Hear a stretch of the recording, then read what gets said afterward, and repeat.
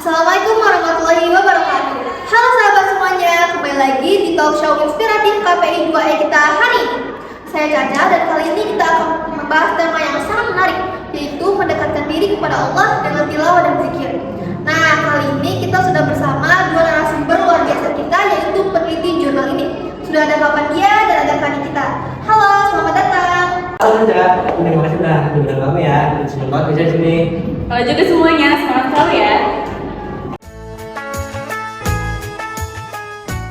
Sebagai pembuka, boleh dijelaskan Bapak Dia apa sih yang dimaksud dari tilawah Al-Quran itu?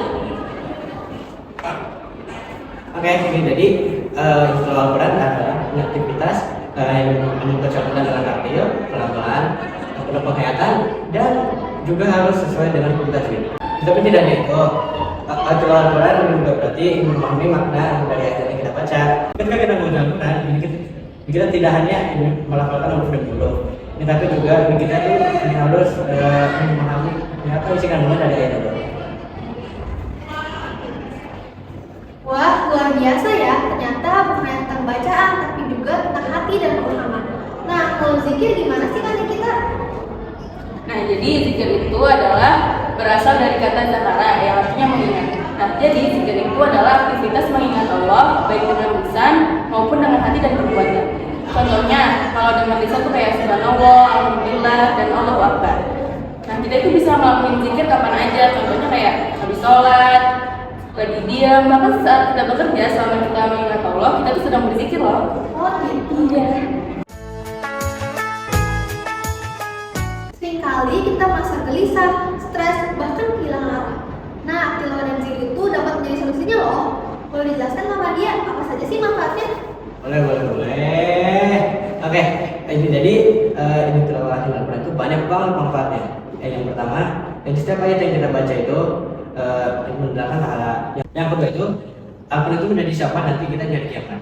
Tilawah itu juga membersihkan hati, menenangkan pikiran, dan bahkan menghindari wajah orang secara spiritual. Bener banget tuh. Zikir juga manfaatnya gak kalah besar loh. Zikir itu bisa membuat hati kita lebih tenang, seperti yang disebutkan di surat Ar-Ra'd ayat 28 yang artinya hanya dengan mengingat Allah hati menjadi lebih tentram. Zikir itu bisa menjadi benteng dari godaan setan dan menjauhi kita dari maksiat loh. Kadang kita ingin memulai untuk tilawah dan berzikir, namun tidak tahu caranya. Boleh dijelaskan apa saja sih adab-adabnya? Tentu, jadi sebelum tilawah itu penting untuk bersuci terlebih dahulu. Lalu setelah itu kita membaca di tempat yang bersih dan tenang. Yang ketiga, membaca dengan pakaian yang sopan dan menghadap kiblat. Dan juga kita membaca dengan tajwid yang benar. Nah, selain itu zikir pun ada adabnya loh. Jadi adab zikir itu kita melakukannya dengan ikhlas, tidak terburu-buru, dan juga menjaga kesucian tempat dan tubuh kita. Selain itu kita juga bisa menggunakan jari untuk menghitung zikir. Dimulai dari puji-pujian kepada Allah SWT, berdoa khusus, serta yakin bahwa doa kita akan dikabulkan. Teman-teman pasti bertanya-tanya, dari mana sih kita memulainya Kak Dia? Oke, jadi ini cara mulainya. Dimulai dari yang sederhana aja. Luangkan 5-10 menit untuk membaca Al-Quran. Ini ya tidak harus satu juz, cukup beberapa ayat yang kita pahami maknanya. Lalu misalnya zikir setelah sholat, lama-kelamaan ternyata juga bisa jadi kebiasaan. Bener banget tuh. Nah, jangan lupa juga sholawat, karena sholawat itu dapat menghubungkan cinta kita kepada Rasulullah SAW dan membukakan pintu-pintu langit agar doa kita terkabulkan.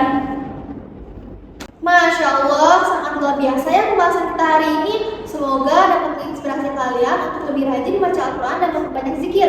Nah, sebelum kita tutup, boleh dong satu kalimat dari Kak Dia sama Kak kita.